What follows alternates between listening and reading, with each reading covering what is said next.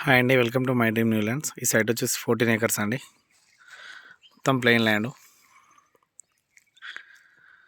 ఇది మన విలేజ్ వచ్చేసి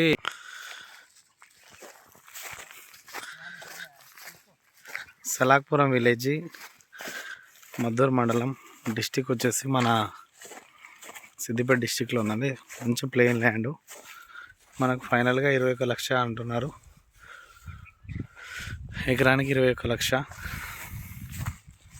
మంచి రోడ్డు, 1 లక్ష బాట్ ఉంది. హలో,